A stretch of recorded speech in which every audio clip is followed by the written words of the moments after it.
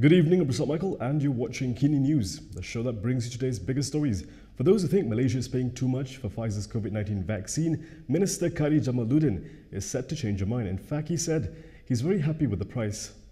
Science and Technology Minister Khairy Jamaluddin said that the government is willing to brief the Public Accounts Committee, PAC, on the deals made with COVID-19 vaccine makers. This is if they agree to a non-disclosure agreement, as the government had to respect confidentiality agreements that they had signed with the vaccine manufacturers. AstraZeneca has gone on record to say that they are going to sell the vaccines at cost, and they have gone on record today to confirm that Malaysia has indeed bought the AstraZeneca vaccines at cost.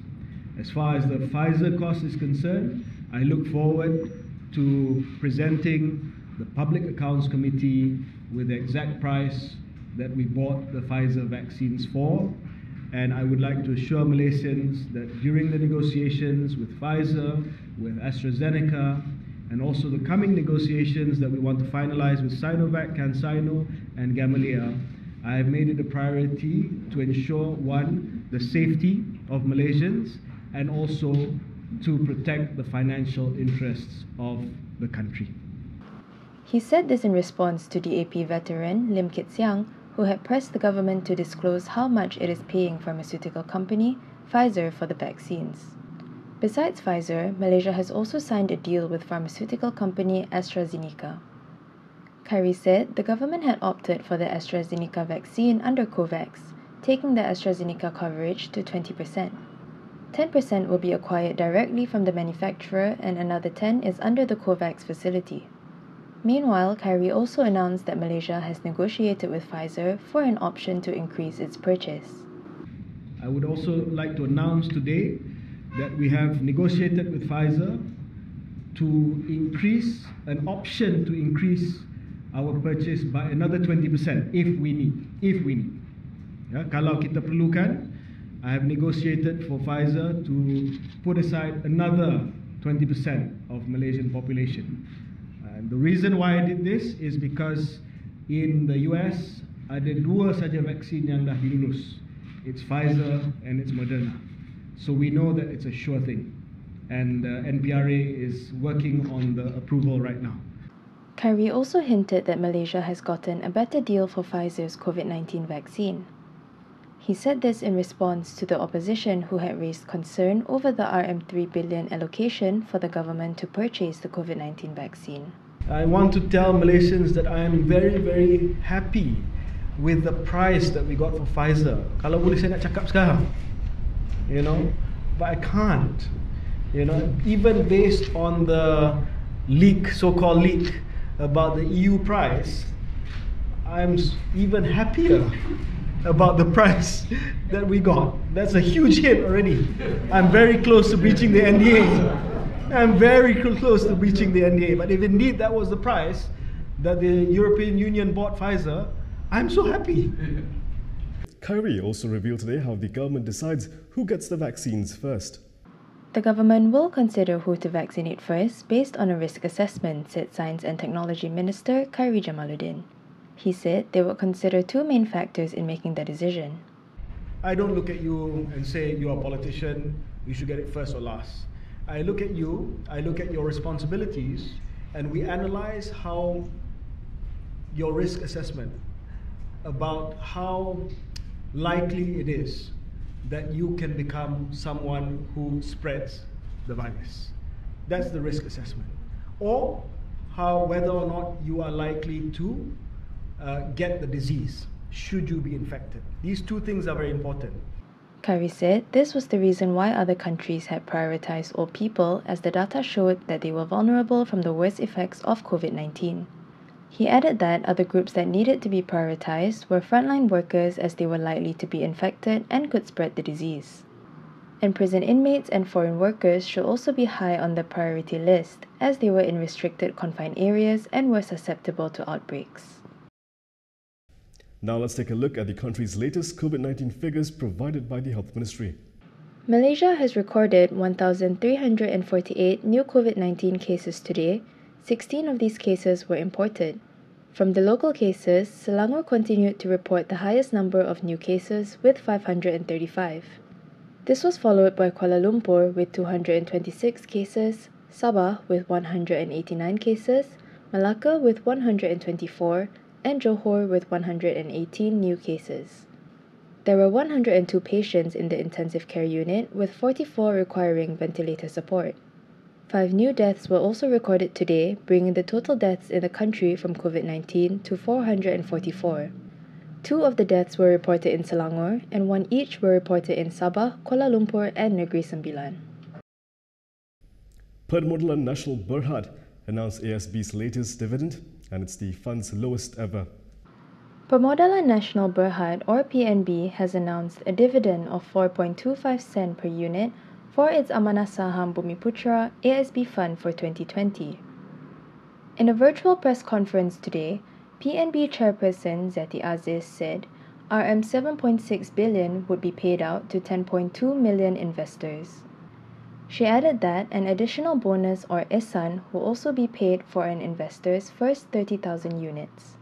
In conjunction with the 30th anniversary of ASB, PNB will be distributing a one-off ihsan payment for the first 30,000 units, which will benefit all 10.2 million ASB unit holders. The effect of the ihsan will be most pronounced for those with 30,000 units and below, as they will enjoy an effective distribution rate of 5% on their unit holdings. This is the lowest dividend ever announced since the fund was launched in 1990. Last year, ASB dividend stood at 5.5 sen per unit. It appears Lim Guan Eng will not be spending his Christmas Eve with the cops after all, and even the IGP has apologized for the oversight. Police have postponed a meeting with former Finance Minister Lim Guan Eng, which was originally set for tomorrow. In a statement today, Lim said his lawyer, Gobind Singh Deo, had informed him that the police had cancelled the appointment to record his statement and will fix another date next year.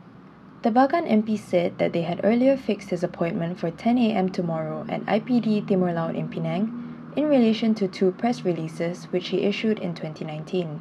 It is uncertain which press releases were being referred to, as he did not provide any details. At that time, he was still the Finance Minister under the Pakatan Harapan government. He added that Inspector General of Police Abdul Hamid Badur had graciously apologized in a text message to him for his officer's oversight in fixing the recording of the statement on Christmas Eve. Earlier, Lim claimed that the probe was the latest example of political persecution by weaponizing enforcement agencies against opposition members. In June next year, the court will hear evidence from the prosecution against Lim, who faces 4 charges over the Penang Undersea Tunnel project. He was accused of receiving gratification of 3.3 million ringgit, soliciting bribes amounting to 10% of the profits for the project, and abusing his position to dispose of 2 plots of land valued at 208 million ringgit. Coming up next, COVID-19 cases and fatalities continue to rise in Europe. That and more after this.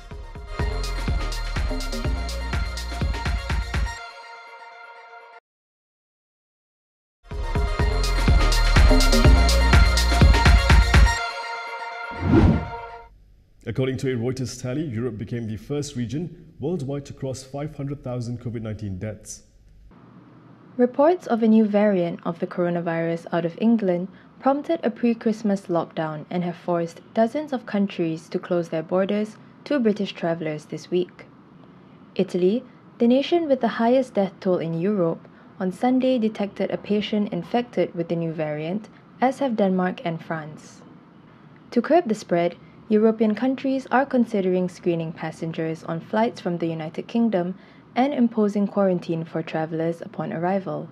This came as the region recorded 500,000 deaths on Tuesday. According to a Reuters tally, Europe has reported about 30% of the global COVID-19 fatalities and cases so far. The death toll in Europe has accelerated in recent months. It took 8 months for the region to reach 250,000 deaths since the first COVID-19 death was reported in France in February. It took only 60 days for the region to go from 250,000 to 500,000 deaths.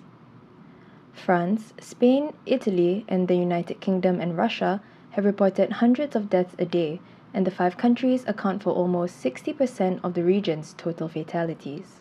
Meanwhile, France has announced that it will reopen its borders to passengers from England. This will end a blockade which was intended to stop the spread of the new coronavirus variant, but also ended up holding thousands of lorries at the border before Christmas. Much of the world had shut its borders to Britain after a significantly more transmissible mutated coronavirus variant was discovered spreading across southern England. Late on Tuesday, a deal was reached with Paris to allow French and other EU residents to return home, providing they have a negative COVID test that is less than 72 hours old. Britain said it would begin handing out tests at multiple locations on Wednesday, but cautioned that the process would take time. Every Mid-Autumn festival, Asa Lai and her daughters make mooncakes for the extended family, and this year it would be their last festival in Hong Kong. In the tiny kitchen of a Hong Kong high-rise apartment, the air was heavy with the aromas of a mother making her daughter's favourite childhood dishes. This was the last time the Lai family celebrated the Mid-Autumn Festival in Hong Kong, making mooncakes together. Asa and Willie say they no longer recognize the city they grew up in. This came after the demands of millions of people marching together last year were dismissed by the city's government. Beijing imposed a sweeping national security law on Hong Kong in June that China says will maintain public safety and bring order after last year's anti-government protests. Officials were adamant that the rights and freedoms of citizens remain intact. But critics say the law further erodes autonomy in the city, and it's been followed by a relentless crackdown on dissent. For the Lai family, the response to the protests has brought uncertainty into their lives and pushed them to emigrate to Scotland. They said it has been more than a year since the decision was made. Us leaving is not because of politics as such, but we're leaving because politics is now impacting our lives. We're leaving Hong Kong because it isn't ideal for our children's future. Asa and Willie were filled with hope that the city would turn toward greater democracy last year, as they marched with their children during the 2 million-strong June rally. But authorities cracked down on demonstrators. Since then, police have arrested roughly 10,000 people in relation to the demonstrations. If the youth have to worry and have to fear to speak out, then this isn't a suitable place. The best I can do right now is bring them to a more suitable environment. What's incredibly sad about this is I can only help my own children. Hong Kong, a former British colony, was promised wide-ranging freedoms when it was returned to Chinese rule in 1997.